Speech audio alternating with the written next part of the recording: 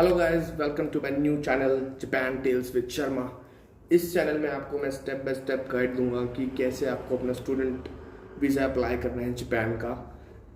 और इस वीडियो में आपको थ्रू आउट नॉलेज मिलेगी कैसे आपको स्कूल सेलेक्ट करना है, कैसे अप्लाई करना है, कैसे स्कूल से बात करनी है, क्या क्या चीज़ें ध्यान में रखनी है, क्या गलती नहीं करनी है जो मेरे से हुई, वो सब चीज़ें मैं आपको इस वीडियो में बताऊंगा।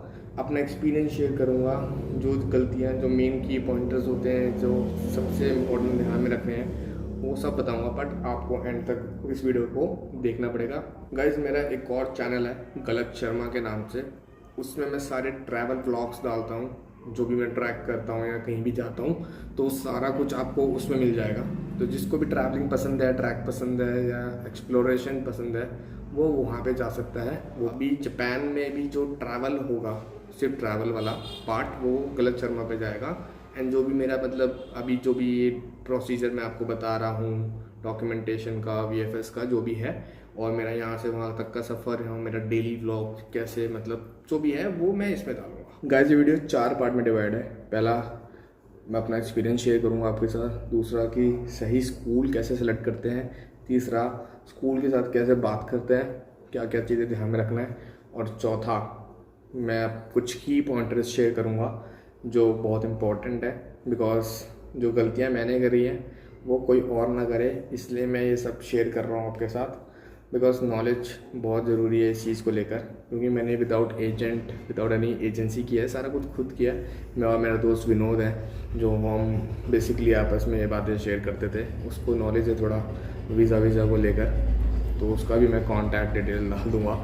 अगर आपको उससे बात करना है, कुछ भी है, वो आपको हेल्प कर देगा इस चीज़ को लेकर। मेरे साथ जब वो सिचुएशन हुई ना, मेरे को लगा कि यार मैं क्या करूँ, मतलब मेरे को किसी ने बताया ही नहीं, और उसकी वजह से पूरा इनटेक ख़राब हुआ, पूरी मेहनत दोबारा करनी पड़ी।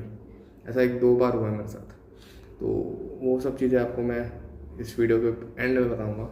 तो प्लीज़ ये एंड तक वीडियो देखना, क्योंकि क्या है, ये आपके ऊपर है कि आपको इस वीडियो को एंड तक देखना है या नहीं देखना है। अगर आपको जनरली वीज़ा अप्लाई करना है जापान का, जाना चाहते हो, तो प्लीज़ इसे एंड तक देखना। मे बी आपको कुछ इन्फॉर्मेशन काम किया है, या कुछ इन्फॉर्मेशन ऐसी हो जो आप ढूंढ रहे हो, वो आपको यहाँ मिल जाए। You never know.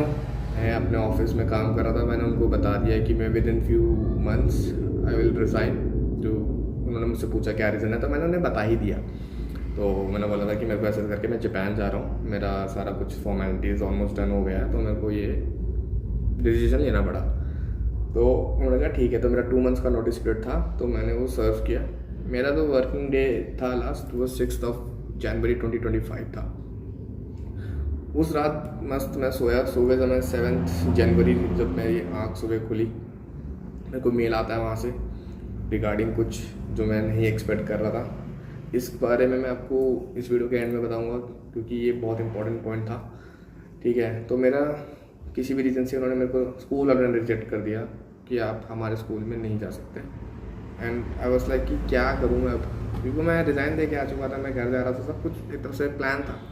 I was shattered, मतलब कि मैं क्या करूँ। तो फिर उसके बाद बस फिर मैंने अपने आप को थोड़ा संभाला, और मैंने सोचा, फिर मैंने अपने सेंसे से बात करी। फिर उन्होंने मेरे को बोला कि एक है स्टूडेंट जापान में रहता है, वो उसी स्कूल में अप्लाई करो आप, उनसे बात करके कुछ होता है तो। बट ऐसा कुछ सच कोई करना तो सारा कुछ मेरे को ही था, बट ये था कि मेरे से जो गलती थी वो मैं गलती समझ चुका था अपनी, कि मेरी गलती क्या थी।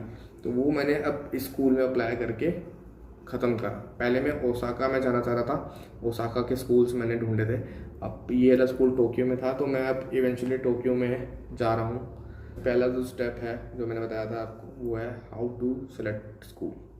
इसमें क्या है, जैसे हम अपने इंडिया में रहते हैं, तो हमें हर जगह, हर स्टेट का इतना पता होता है कि हमारे मतलब रिश्तेदार, दोस्त रहते हैं कि हाँ, यहाँ पे ये स्टडी अच्छी रहती है, यहाँ पे ये पढ़ना सही रहता है, यहाँ का ये यूनिवर्सिटी अच्छी है, तो हमें एक नॉलेज होता है। बट हम किसी और कंट्री में जाते हैं तो हमें उसका कुछ नहीं पता होता। हमें 1-2 सिटी के नाम पता होते हैं, या तो एक आधी यूनिवर्सिटी पता होती है, बट जो डीपर नॉलेज है वो किसी को नहीं पता होता, अनटिल अनलेस आपका कोई वहाँ पे हो जो वो आपको गाइड कर सके। अब क्या सीन है, जैसे कि अब मैं अपना एग्जांपल लूँ, तो मेरे को भी कुछ आइडिया नहीं था जापान का एज सच स्टडी को लेकर। तो मैंने 2 चीज़ें देखी अपने दिमाग में कि क्या पढ़ना है और कहाँ पढ़ना है, दैट्स ऑल। मेरे को जापानीज़ लैंग्वेज पढ़नी थी और मुझे ओसाका में पढ़नी थी, तो मैं वो ही सर्च करा, मैंने सिर्फ वही सर्च किया।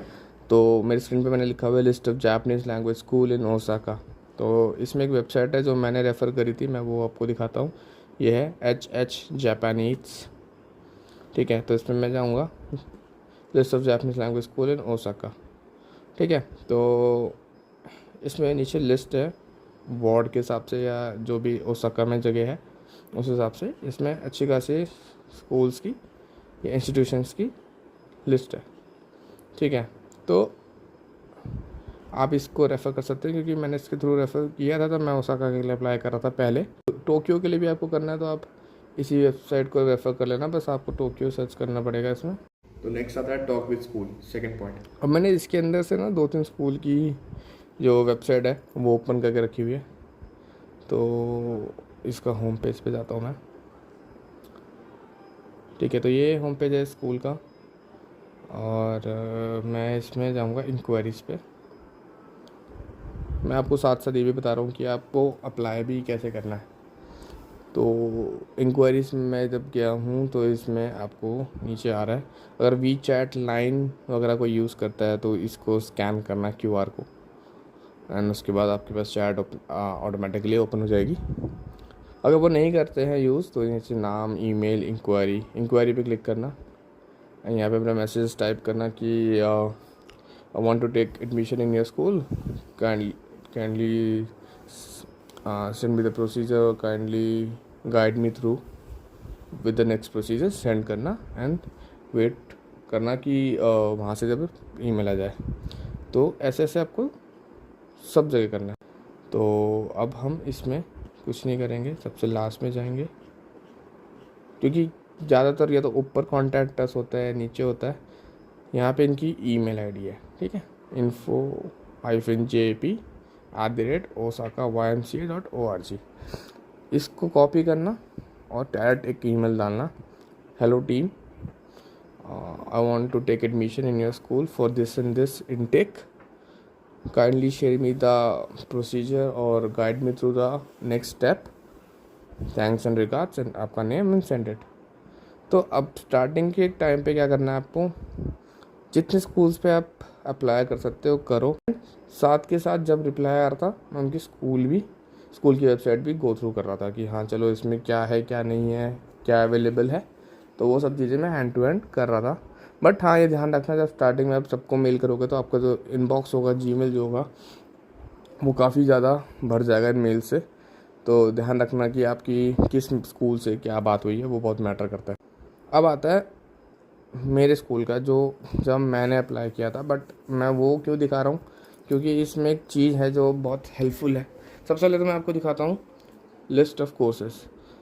अब जैसे हमारे जापानीज़ कोर्स में conversation course, intensive course, practical course for beginners, private lesson for foreign residents, Japanese plus culture में winter holiday course, summer holiday course, manga, sushi, tea ceremony course, kintsugi, online course भी है, JLBT prep course, ये सब आपका online private lesson, online tea ceremony lesson.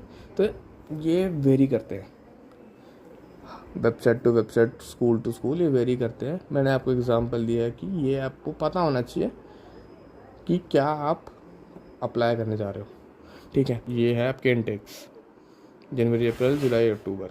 अब ये क्या होता है, 4 इनटेक तो होते ही होते हैं, 4 से ज़्यादा नहीं हो सकते, कम ज़रूर हो सकते हैं। तो ये ध्यान में रखना है कि आप किस इनटेक के लिए जा रहे हो। अब जैसे मैंने अक्टूबर के इनटेक के लिए फेब एंड या मार्च स्टार्टिंग से शुरू कर दिया था, तो आप हिसाब लगा लेना कि जब आपको जिस इनटेक के लिए करना है उसमें आपको कितना टाइम पहले चीज़ें रेडी रखनी है, वो भी मैं आपको दिखाता हूँ, ठीक है। तो उसके लिए मैं वापस जाऊँगा होम पे, और नीचे जैसे आप देख रहे हो ये स्टूडेंट वीज़ा अप्रैल 2026 क्लोज्ड, तो मैं इसी पे जाता हूँ और यहाँ पे देखो अब अक्टूबर इनटेक जो मेरा था उसके लिए मार्च अप्रैल में ये डॉक्यूमेंटेशन सारा कुछ शुरू हो जाता है। बट वही फेब एंड मार्च स्टार्टिंग में मेरा जैसे इंटरव्यू मार्च के 2nd वीक में हुआ था, तो वो सब चीज़ें आपकी इस टाइम पे हो जाती है अक्टूबर इनटेक के लिए। तो ऐसे ऐसे ट्रांसलेट करते हैं वो डॉक्यूमेंट, फिर वो इमिग्रेशन को भेजते हैं, इमिग्रेशन चेक करता है, फिर वो सर्टिफिकेट ऑफ एलिजिबिलिटी इशू करता है। देन उसके बाद हमें रजिस्ट्रेशन फ़ीस वगैरह देनी होती है। फीस वो बैंक में उनके इनवॉइस वगैरह भेजते हैं हमको, फिर वो कंफर्म करते हैं, COE हमें मिलता है। देन उसके बाद हम एम्बेसी में जाते हैं वीज़ा अप्लाई करने एंड डिपार्ट टू जापान। अभी जो सीन चल रहा है मेरे केस में वो है ये, अभी मैं स्टेज पे हूँ क्योंकि मैंने वीज़ा अप्लाई कर रखा है। तो मेरा ये बस लास्ट स्टेज है, इसके बाद वीज़ा आते ही मैं अपनी टिकट्स बुक करूँगा and will off to Japan. तो अब बात करते हैं फोर्थ पॉइंटर जो है की पॉइंटर्स, जो सबसे इम्पोर्टेंट इस पूरी वीडियो में हो सकते हैं, क्योंकि कुछ भी गलत है तो आप डॉक्यूमेंट कैसे भी दो आपको फिर एक्सेप्ट नहीं करा जाएगा। तो पहला पॉइंट जो है कि कुछ भी इन्फॉर्मेशन गलत मत दो, कुछ भी इन्फॉर्मेशन गलत फिल मत करो, क्योंकि क्या होता है मतलब जानबूझ के भी नहीं, वैसे भी गलत हो जाता है गलती से बंदे से। उससे क्या होता है कि स्कूल आपसे बोलते हैं कि ये गलत है या क्या है, या कुछ भी उनसे पूछते हैं कि ये आपने गलत फिल कर दिया या ये कर दिया, तो वो बार बार आप उस चीज़ों को मतलब लाइटली मत लो। उस चीज़ को मेरा कहने का मतलब ये है कि हाँ चल ठीक है गलत हो गया, वो बता रहे हैं कि वो दिक्कत नहीं है, तो वो सब चीज़ें आप ऐसे रिपीट मत करना, क्योंकि इससे इम्पैक्ट गलत पड़ता है आपका। मे बी स्कूल कैसा हो, उसके कैसे मतलब वो हो, तो वो आपको सोचेगा कि यार ये बंदा तो सीरियस नहीं है, तो इस चक्कर में आप उसको थोड़ा सा सीरियस होके अपना फ्री टाइम में वो चीज़ें जो भी वो दें उसे ढंग से फिल आउट करें। गाइस अब मैं आपको सेकंड पॉइंट बताता हूँ। इसमें क्या है कि ये स्कूल टू स्कूल वेरी करता है। फिर भी अब सपोज़ करो स्कूल आपसे कुछ मांग रहा है, कुछ भी डॉक्यूमेंट मांग रहा है या कुछ भी है, बट वो आपके पास नहीं है या आपके पास कम है, तो आप उन्हें बोलोगे यार ऐसा है मेरे पास ना, मैं चलेगा आपको, मतलब दिक्कत तो नहीं है, अगर मेरे पास मैं यही दे पाया तो चलो वो मान भी गए, नहीं चलो मतलब मैं ये भी दे दूँगा वो भी दे दूँगा, मतलब बार बार आप चेंजेस करवा रहे हो उनको एक डॉक्यूमेंट को लेके या उसको किसी चीज़ को लेके, फिर आप बोलोगे मैं ये अरेंज करा दूँ उसके बदले, ये करवा दूँ उसके बदले, क्या मेरे पास इतना ही है। मतलब आप अपनी तरफ से, चलो आपकी बात भी ठीक है, बट आप ऐसे बार बार चेंजेस मत कराओ। मेरे साथ ऐसा हुआ है उस चीज़ को लेके कि उन्होंने बोला कि हम आपको एक्सेप्ट नहीं कर सकते, आप ऐसे बार बार कुछ ना, क्योंकि मैं अनप्रिपेयर्ड था, मेरे पास चीज़ें नहीं थी और मैं समझ नहीं पा रहा था मैं कैसे करूँ। तो मैं जो उस टाइम पे मेरे को ठीक लगा मैंने उनको बोला, क्योंकि मतलब वो है ना कि आप उस स्कूल वालों को ऐसे उनका पेशेंस लेवल चेक कर रहे हो, वो एक तो इतना कॉप अप कर रहे हैं आपको, फिर भी आप ऐसे कर रहे हो, तो वो सब चीज़ें मत करना। आराम से बात करना, कोशिश करना कि कम से कम आप ऐसे उनसे बोलो कि हाँ मैं ये दे दूँ वो दे दूँ। ट्राई करना कि आपके पास डॉक्यूमेंट्स सारे हो, तो वो आपको बोले तो एक बार आप ऐसे ऊपर नीचे करो, दैट्स फाइन, बट ज़्यादा मत करना। थर्ड पॉइंट ये है कि कभी कभी हमें लगता है कि चलो हमें कुछ डाउट है तो हमें पूछ लेना चाहिए, है ना, अच्छी बात है पूछो, बट क्या होता है कि कभी कभी हम क्या करते हैं अपनी पुरानी ईमेल्स नहीं चेक करते और हम उन्हें वही पूछते रहते हैं बार बार। तो क्या करना है कि ये आपको ध्यान रखना है कि अगर जो भी आपसे इन्फॉर्मेशन शेयर करी गई है पहले, तो आप एक बार देख लो कि ऐसा कुछ इन्फॉर्मेशन मतलब पहले शेयर हुई है नहीं हुई है, पहले वो चेक करो, फिर उसके बाद लगता है कि हाँ नहीं बताया गया है फिर पूछो। तो आप ऑब्वियस अगर आप भी किसी को कुछ बताओगे फिर वो आपसे बार बार पूछेगा, तो आपको भी लगेगा क्या है बंदा को पहले बता रखा है फिर भी पूछ रहा है। वो डायरेक्टली नहीं बोलेंगे आपको, बट उनके दिमाग में बात ज़रूर रहेगी। तो फोर्थ पॉइंट जो कि लास्ट पॉइंट है, और जो मैंने जैसे वीडियो की स्टार्टिंग में कहा था कि जब मेरा लास्ट वर्किंग डे था उसके बाद नेक्स्ट डे एक स्कूल से मेल आया था कि हम आपको एक्सेप्ट नहीं कर सकते, तो ये पॉइंटर वो है। और इस पर आपको सबसे इम्पॉर्टेंट बात मैं बताना चाह रहा हूँ, क्योंकि ये कहीं नहीं लिखा हुआ, कहीं भी नहीं लिखा हुआ ये वाला पॉइंट ना। अब क्या होता है यूजुअली जब आप किसी, मैं एग्जांपल बता रहा हूँ, यूजुअली अगर आप कहीं कंपनी में अप्लाई करते हो तो आप 4-5 कंपनी में अप्लाई करते हो ना, जहाँ आपको बेस्ट मिलता है आप वहाँ चले जाते हो यूजुअल है। कहीं आप कॉलेज में अप्लाई कर रहे हो कहीं भी इंडिया में कहीं भी, तो आप 3-4 जगह अप्लाई करोगे, ठीक है। आप कुछ खरीदने भी जा रहे हो तो 3-4 जगह देखोगे, तो आपको जो बेस्ट मिलेगा वहीं जाओगे। यही करते हैं सब, मैंने भी यही किया। मैंने 2-3 स्कूल में, ओसाका के 3 स्कूल में मैंने अप्लाई किया, ठीक है। 1-2 ओसाका था, एक क्योटो का था, ठीक है। तो मैंने अप्लाई किया, ठीक है। मैंने 2 या 3 तीनों स्कूल को मैंने अपने डॉक्यूमेंट्स भेज दिए थे, मतलब क्या कहते हैं कोरियर भी कर दिए थे जापान पे। तो अब क्या हुआ, जब वो 7 जनवरी का जो दिन था, मेरे को तो मेल आया था, उसमें ये लिखा था कि उनको इमिग्रेशन से मेल आया है स्कूल वालों को, वो भी क्योटो वाला था। तो उन्होंने कहा कि मैंने मल्टीपल स्कूल्स में अप्लाई किया हुआ है फॉर स्टूडेंट वीज़ा, तो उसके चक्कर में मेरा जो प्रोसेस है आगे नहीं हो सकता। या तो आप बाकी स्कूल को मना कर दो जिसमें भी मतलब आपको जाना है, उनको बोलो कि आपके मैं जाऊंगा, बाकी दोनों स्कूलों को आप मना कर दो। मैंने वही करा, मैंने क्योटो वालों को मना किया, मैंने एक ओसाका वालों को मना किया, और एक दूसरा था ओसाका का जो मेरे को पसंद था, मैंने ना हाँ कर दी। Things are going well. But उसके बाद भी इन्फॉर्मेशन वहाँ से भी पता लगा, उस स्कूल को भी मेल आया वहाँ से इमिग्रेशन वालों को कि ऐसा ऐसा हो रखा है। उन्होंने मुझे मना करा, पहले मना नहीं किया, उन्होंने मेरे को बोला कि कुछ डॉक्यूमेंट्स चाहिए, इमिग्रेशन वाले मांग रहे हैं। तो उन्होंने मुझे टाइम दिया 17 जनवरी समथिंग लाइक दैट। मैंने कहा मैं भेज दूँगा डॉक्यूमेंट्स, मैं रेडी था भेजने के लिए। फिर उन्होंने मेरे को 2-3 दिन बाद मेल किया कि नहीं, हम नहीं आपको एक्सेप्ट कर सकते, इमिग्रेशन वालों के पास अभी भी आपका वो दूसरे स्कूल्स की एप्लीकेशन कैंसिल नहीं हुई है और आप मत अप्लाई करो। और हमारा रिकमेंडेशन ये है कि अभी आप अप्लाई करोगे तो वीज़ा रिजेक्ट भी हो सकता है, तो बेटर है आप बाद में अप्लाई करो। तो उनको मैंने बहुत रिक्वेस्ट किया उस टाइम पे, उन्होंने बोला कि नहीं हो सकता। तो मैंने बोला कि आप नेक्स्ट इनटेक के लिए मेरे को कंसिडर करा, आप हमारे स्कूल में अप्लाई ही नहीं कर सकते। तो ये बहुत बड़ा चैलेंज था मेरे लिए उस टाइम पर। तो सबसे इम्पोर्टेंट चीज़ क्या है, आप मल्टीपल स्कूल्स में अप्लाई करो, बेझिझक करो, बट डॉक्यूमेंट्स हार्ड कॉपी आप उसी स्कूल को भेजो जिस स्कूल में आपको जाना है। ऐसा क्यों होता है वो मैं बताता हूँ आपको, कि जब भी आप स्कूल को अपने डॉक्यूमेंट्स भेजते हो तो वो डॉक्यूमेंट्स वो अपना चेक करके ट्रांसलेट करके इमिग्रेशन को भेजता है। अब सपोज़ करो मैंने 2 या 3 जगह भेज दिया, अब वो 2 या 3 स्कूल जो हैं वो डॉक्यूमेंट चेक करके ट्रांसलेट करके इमिग्रेशन भेज देंगे। अब इमिग्रेशन को एक ही नाम से एक ही स्टूडेंट की जो डिटेल है वो 3 जगह से आएगी, वो चेक करेंगे तो डिस्क्रिपेंसी हो जाएगी ना। तो ये रीज़न था मेरा वो एप्लीकेशन कैंसिल होने का। तो इसीलिए आप सॉफ्ट कॉपी जितने चाहे स्कूल्स में भेज सकते हो, बट जब आपसे हार्ड कॉपी मांगी जाए, कोरियर से जापान पहुंचाना हो आपको, तो आप सिर्फ एक ही स्कूल को वो डॉक्यूमेंट्स कोरियर करना जिसमें आपको जाना है। ये सबसे इम्पोर्टेंट है भाई, पूरा इनटेक ख़राब जाएगा भाई। मैं कितने महीने से कर रहा था, और सही बात तो यही है, अभी वाले इनटेक भी मैं फेब से लगवाऊँ, फेब एंड से, और अक्टूबर में मेरे को जाना है। तो देख जाना क्या मतलब क्लासेस शुरू होती हैं उस टाइम पे। तो देखो एक इनटेक में बहुत मेहनत लगती है, आपका सारा कुछ जो है ना, डॉक्यूमेंट्स मेल पे बात करना, hard copy, soft copy, documents collect करना, ये करना वो करना, फीस देना, वेट करना, ये बहुत दिक्कत है भाई। तो मैं चाहता हूँ कि ये किसी को फेस ना करना पड़े, यही एक पर्पस है इस वीडियो को बनाने का मेरा मेन। हालांकि मेरा दूसरा यूट्यूब चैनल भी है, बट मैं चाहता हूँ कि जब मैंने ये चीज़ें शुरू करी तो मैं जब रिसर्च कर रहा था यूट्यूब पे ऐसा कुछ खास अवेलेबल नहीं था। अब आप लोगों को ये वीडियो देख के कुछ भी कमेंट में आप कुछ भी पूछना हो, कुछ स्पेसिफिक वीडियोस चाहिए हो या कुछ भी डाउट हो तो मुझसे प्लीज़ पूछना, मैं आपके सारे डाउट्स क्लियर करूँगा और कोशिश करूँगा कि कर भी पाऊँ।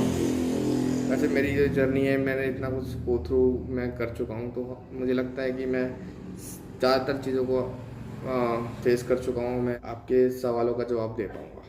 भाई नेक्स्ट वीडियो में मैं आपको डॉक्यूमेंटेशन जो प्रोसेस है सारा, क्या क्या डॉक्यूमेंट्स ज़रूरी हैं वो मैं डिटेल्स में बताऊँगा, क्या वो मांगते हैं, और उसके अलावा क्या डॉक्यूमेंट्स आपको पहले से ही रेडी करके रखना है। जैसे मैंने बताया था कि डॉक्यूमेंट्स पहले रेडी हो तो आपको ये सब प्रोसीजर करने में ज़्यादा मेहनत, ज़्यादा टाइम नहीं लगेगा, आपका एक ही बारी में हो जाएगा। प्लस जो VFS में डॉक्यूमेंट्स की चेकलिस्ट अवेलेबल है उनकी वेबसाइट पे, उस पे जो डॉक्यूमेंट्स मेंशन है, उसके अलावा क्या डॉक्यूमेंट्स ज़रूरी हैं जो उन्होंने मेंशन नहीं कर रखे हैं, वो भी मतलब इन डिटेल मैं सारे डॉक्यूमेंट्स कवर करूँगा। आपको जो भी गिवन है, नहीं गिवन है, मैंडेटरी है और नॉन मैंडेटरी है, सब मैं कवर करूँगा उस वीडियो में। तो उस वीडियो में आप ध्यान से देखना, उसमें आपके सारे डाउट्स रिगार्डिंग डॉक्यूमेंट्स हम क्लियर करेंगे। आई होप ये वीडियो आपको अच्छी लगेगी। ये मेरी चैनल की पहली वीडियो है, तो इसको अच्छे से शेयर करना, सब्सक्राइब करना, लाइक करना, और मेरे आगे का जो भी जापान की जर्नी, जो भी जापान से रिलेटेड जो भी चीज़ें होंगी वो इस चैनल पे मैं आपको बताऊंगा। Thank you so much guys.